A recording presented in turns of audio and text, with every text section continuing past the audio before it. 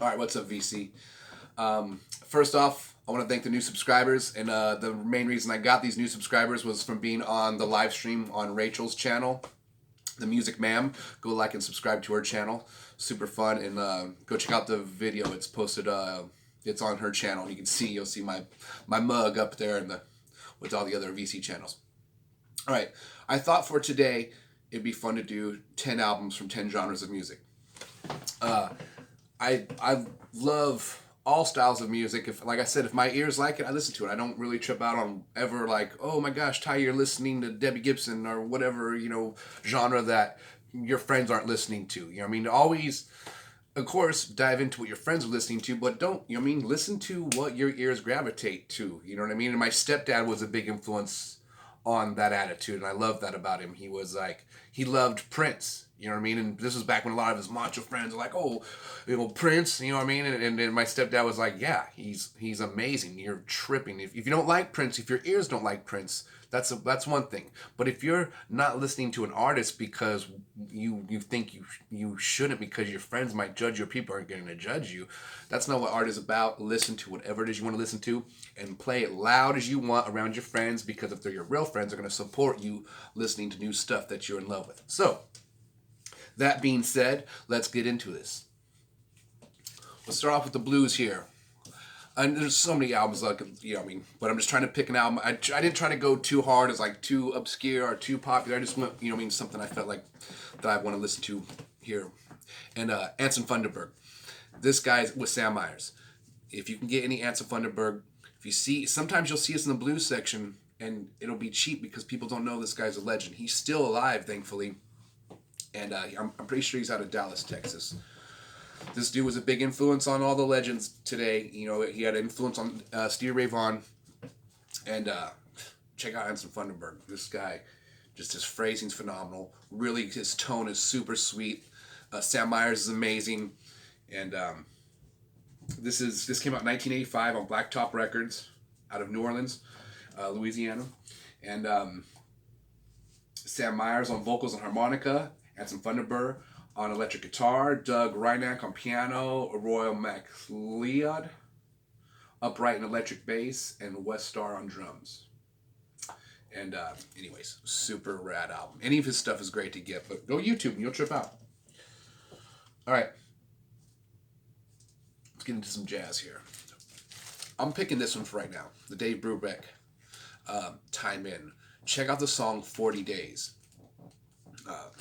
Really good song. This is mastered by Bernie Grudman. This just came out, and supposedly word has it that this is going to be the last batch that they could redo because they don't own the rights to. They don't get to have the master tapes anymore. They had to give them back to whoever they were borrowing them from. So, anyways, check this album out. Go soup it up. This is a phenomenal album. Really great mix. All right, let's get into rock. Let's just go with it. Boston. This is one of the first albums I had when I was a little kid. I'm talking 6 years old. My mom and my stepdad went to the Warehouse Records, or Sam Goody, one of the two. I think it was Warehouse Records.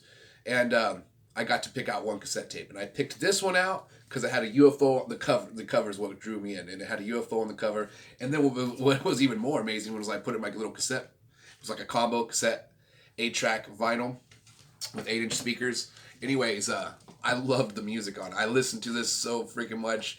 I remember I left it on the swing set in our backyard in the middle of the night. I woke up in the middle of the night, ran in the backyard, got my cassette tape off of the slide, fell back asleep with it in my hands, just freaking out. And everybody knows this is a phenomenal album. I'm pretty sure this is their debut album, the first album, Boston. You gotta have some. I'm gonna spin that today. Let's go into the punk. I went with TSOL, Change Today. Kind of the second lineup, with the second singer.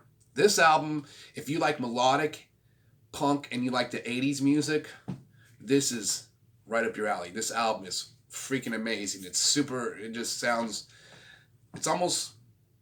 definitely punk, but it's just good music. TSOL was a punk band.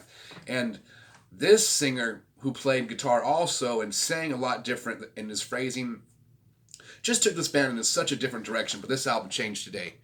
Go listen to this and check out the song Red Shadows.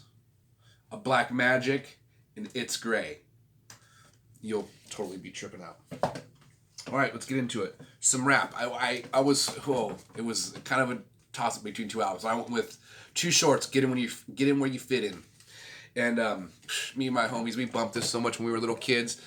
Too Short, he's pretty close to my hometown. He's out of Oakland, California. I'm 2 hours south of Oaktown, the Mac town. And some of my first concerts were in Oakland. We'd stay at the Days Inn. There was a big Malibu Grand Prix. This is all filled in with stores and so much stuff now. It's crazy, but it was just desolate because it was the outdoor Oakland Raiders stadium and then the indoor Oakland Arena. But Too Short, Get In Where You Fit In. This is a phenomenal album. If you love the rap and you haven't heard this album, go bump it. It's a legend. All right, let's get into some metal. This is a hard one. I kind of gravitated. I was like, I should just grab a Metallica album. But I grabbed Megadeth. Peace Sells, but who's buying? And I felt like this album, the name, first off, the music's great, but the name just relates to all the drama in the world today. Peace sells, but who is buying? And what is that the United Nations all crumbled? And then it's got a for sale sign? I mean, oh man, does this album foreseen the future or what? Hopefully not all the way. Things can change for the better, and there's always and they will. And but it's got Chris Poland on guitar, and I think this was his last time with the band before he came back. He did another album with them. But anyways, had to go with the Megadeth Peace Sells. All right, let's go with grunge. I'm with Breeders' Pod. This is a Breeders' first album. They do a Beatles version of Happiness is a Warm Gun, which I prefer this version over the Beatles one, but I'm thankful that the Beatles wrote that a badass song. I like them equally as much. It's just this is the first version I heard. I thought when I was a little kid, I thought this was their song, but luckily somebody told me, no, it's a Beatles song, you uneducated little person. And so yeah, this is the one I heard first, kind of like how I heard Stevie Ray Vaughan's Little Wing. But so I like them equally as much, but this is the one I've heard more than the Beatles version. So that being said, the reason I kind of picked this one, this is a really good album, but Steve Albini engineered this one, and legend has it that Nirvana, Kurt Cobain, really loved the tone of this album so much, and that was what he was striving his band to finally get that tone in the studio, which I think they finally got there with In Utero. I think that's what he was after, and it was all kind of inspired by this album that he heard. So that's why I kind of picked it for the grunge era. But it was a toss-up, like Pearl Jam. I mean, there's so many amazing bands that came out, and this goes with all genres. And so, let's go with the next one. Reggae. Still Pulse, Earth Crisis. I got to see Still Pulse when I was a little kid. I remember when my stepdad and my mom took me to this great festival, Reggae Sunsplash Festival. And they were hosting it at the Watsonville Fairgrounds at the time. And Maxi Priest was the headliner. But one of the bands that went on before Maxi Priest was Still Pulse. And I couldn't believe these guys. There was so much sound coming from the stage. Keyboards, lead guitar, rhythm guitar, percussion, drums. So I was trying to see that. I couldn't. It was coming out and it sounded so sweet and so smooth. And it melted my ears and my mind, and I was like, "Who is this?" And my stepdad's like, "It's Still Pulse. They're amazing," and was a big fan ever since. And yeah, if you ever heard of Still Pulse, go check them out. So we're going into Japanese ambient here. I went with Hiroshi Yoshimura. This is the album 9 Postcards. Phenomenal album. This is a limited edition. The original ones go for big bucks. I think I've seen one of his going for $600, an original version of his Green album, which I'm not going to spend $600 on one album. But if I was a baller, shot caller, like I owned Amazon or something, yes, that's getting in my collection. I'm not a normal person, so I'm super thankful. Probably more thankful than those weirdos that are that high up on the money chain. But anyways, that being said, Weird Rant, Hiroshi Yoshimura. This dude's amazing. He was into like performance art. He recorded some of the stuff at his house, I'm pretty sure, on his home studio. Put him out on cassette tape. I love the story goes. He had seen this museum being built And the museum looked so, the architectural design of this building looked so amazing to him that he made this album, and he thought this is the music that should be played in here. And he actually it turned out to be an art museum, and so they took the tape, they played it, people shit Twinkies and freaked out.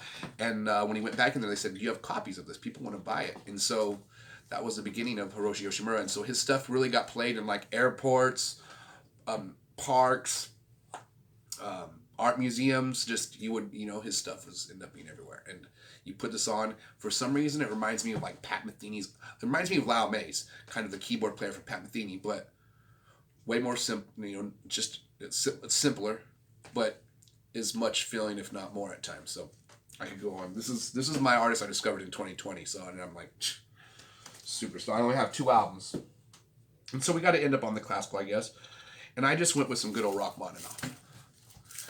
I kind of fell in love with Rachmaninoff because of the movie Shine, which is a really great movie about this. It's kind of based on a true story about this kid prodigy who becomes obsessed with trying to play, I think it's Concerto number 2 or something like that. Anyways, one of the Rachmaninoff songs is just too complex. It's too much feeling for this normal person, this young person, so to speak, because this music has so much feeling. He just wasn't. Even though technically he could play it, he couldn't handle it. And supposedly he collapsed during his performance, and he went to an insane asylum.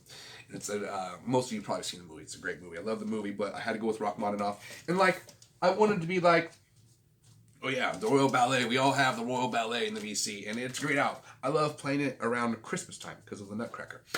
So, try to keep this around 10 minutes because 10 albums, 10 genres, 11 minutes. You know how it goes. All right, guys.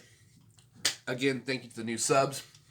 Thank you, Rachel, for having me on your live stream. It was super fun. I'm horrible with technology, so she sent me the link, and I was like, oh, it wanted my password to my YouTube channel, and I was like, oh shit, fucking panic mode, and I got in there and it was super fun. So,